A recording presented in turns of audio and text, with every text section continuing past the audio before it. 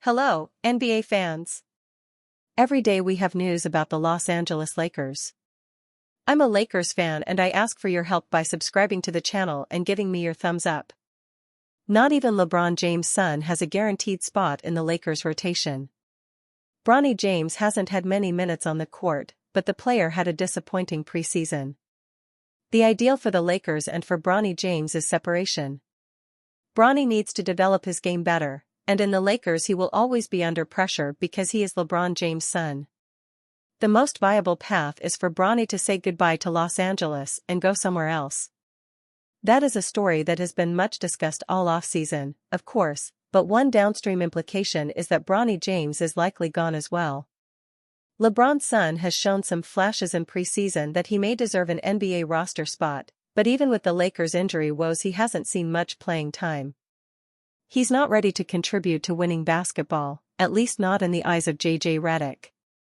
If LeBron James either retires or walks in free agency to another team next summer, Bronny James will not be long for the Lakers.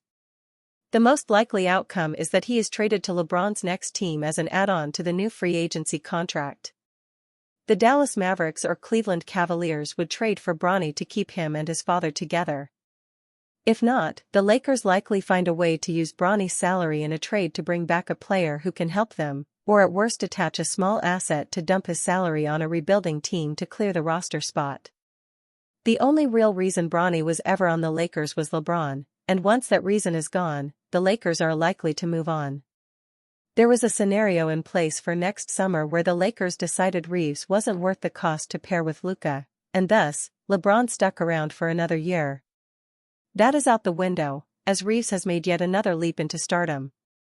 Doncic has a strong track record of playing alongside on-ball co-stars such as Jalen Brunson and Kyrie Irving. Reeves is next in line. And that means Bronny James is about to be pushed out of line.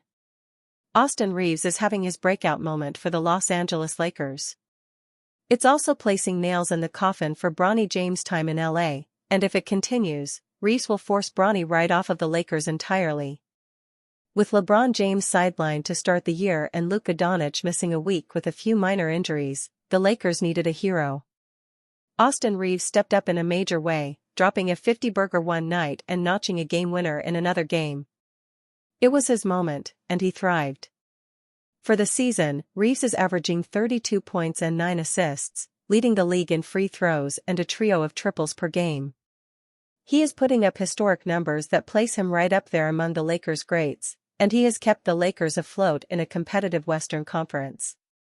Luka Doncic returned on Friday night and took over the mantle of number one scorer, but there is plenty of room for Reeves to continue flexing his muscles as a scorer and playmaker. He is also incredibly incentivized to do so. Not only does it help the Lakers win, but it sets him up for a lucrative payday next summer. Reeves has thus far earned a max contract next summer, and if his play continues at this level, he will find it from someone. That likely means the Lakers need to pay up to retain him. In the process, then, they will almost certainly say goodbye to LeBron James. It's a move they have been preparing for ever since trading for Luka Doncic. The groundwork has been laid. The Lakers hope to use cap space next summer to upgrade the team around Doncic, and unless the King is willing to take a significant pay cut to remain in Hollywood, his time with the Lakers may be through. The Lakers can keep Reeves' small cap hold on their books, use cap space, and then sign him to a max deal. They cannot do that if LeBron is making significant money. They also likely wouldn't, as such a trifecta of max-paid stars would push them into perilous salary territory. Someone has to go, and it's likely LeBron. Lakers get key DeAndre Ayton injury update for Heat clash. Lakers big man DeAndre Ayton was listed on the team's injury report ahead of their upcoming game against the Heat. The Los Angeles Lakers return home from their brief, two-game road trip having gone 2-0 with wins against the Minnesota Timberwolves and Memphis Grizzlies. Sunday's game for the Lakers will be against the Miami Heat, and starting center DeAndre Ayton appeared on the team's injury report.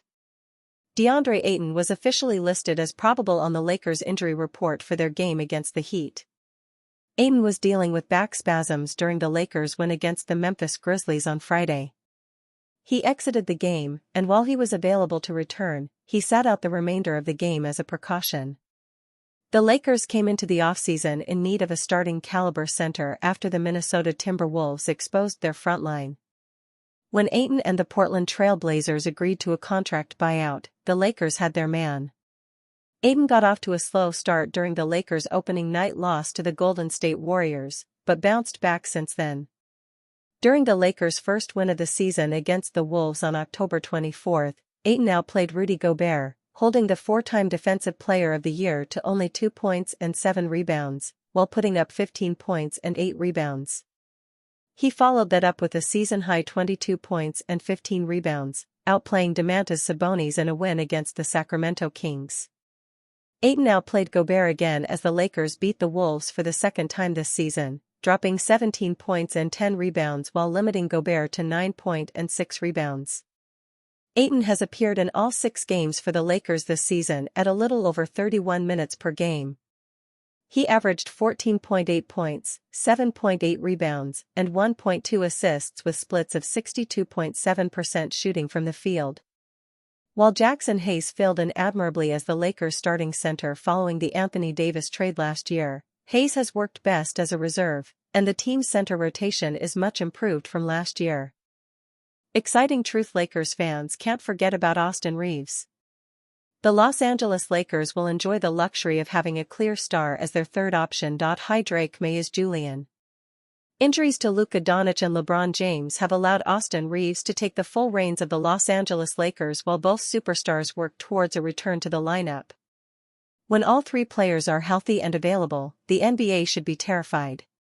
Reaves has looked every bit of an undeniable star while Doncic and James have been out. His production leading the Lakers' offense has put him in the company of franchise greats that not many outside of Los Angeles would have thought possible. The talented offensive guard is easily on pace for a career high in points and assists per game during the 2025-26 season. Granted, that production may not be fully sustainable to the same capacity when the Lakers are closer to a full bill of health, but Reaves has given himself a strong early advantage to still make that a reality by the end of the campaign. The heightened level of excellence from the 27-year-old should position the Lakers for a wide array of ways in which they can capitalize off this success. Getting behind the idea of Los Angeles competing for a championship in 2025-26 has become tremendously easier. Lakers title hopes rise if Reaves keeps playing like the perfect third star. There should be plenty of optimism regarding how elite the Lakers' offense can be this season. That should be their ticket to competing with the best teams in the NBA. Doncic, James, and Reaves leading the three-headed attack offensively is the type of formula that should offer other teams nightmares if the trio play up to the level they should be capable of. There might even be an interesting wrinkle to consider here. Reaves has looked great as the first option in these needed times. However, the Lakers' guard has also looked incredibly viable as a complementary second option to Doncic. Does this give James enough reason to seriously consider taking a calculated step back on offense? LeBron discussed at Media Day his desire to grow as an off-ball player and improve his catch and shoot three-pointers. Would allowing Doncic and Reaves to lead the offense as the 2 main initiators be in the best interests of James and the Lakers? The aging superstar showed off an ability last year to dial it up defensively. Perhaps scaling back his responsibilities offensively would firmly allow the Lakers to have an elite leader on the other end as a result. Reaves' continued ascent has certainly paved the way for that consideration. It will be up to J.J. Redick to figure out how to best fit all the pieces into his championship formula. Richard Jefferson explains how LeBron James and Luka Doncic's life will get easier with Austin Reaves around. Once an undrafted rookie who made it to the Lakers' locker room, Austin Reaves is the most celebrated star in LA this season. While he has undoubtedly grown since 2021 and his early days playing for the Lakers, there has been a quantum leap this year. LeBron James hasn't yet played a game, while Luka Doncic has missed 3 since the season began. And in their absence, Reaves has already dropped 2 40-point games. Finding himself elevated to the status of main man, Reaves scored 51 points against the Sacramento Kings and followed it up with another 41 points against the Portland Trail Blazers. In the last game before Doncic returned to the fold, Reeves rose as the Lakers' savior with a game winner against the Minnesota Timberwolves. Doncic is back now. And LeBron is likely to follow soon. Analysts believe that life is going to get a lot easier for the two superstars, with Reeves finding another level to his game. When you put a guy like Austin Reeves under the heat lamp like that early in the season, when Luka comes back, there's more trust.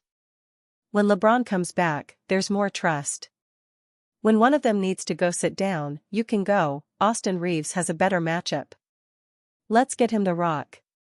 He can go get us points, Channing Frye said on the Road Trippin' show.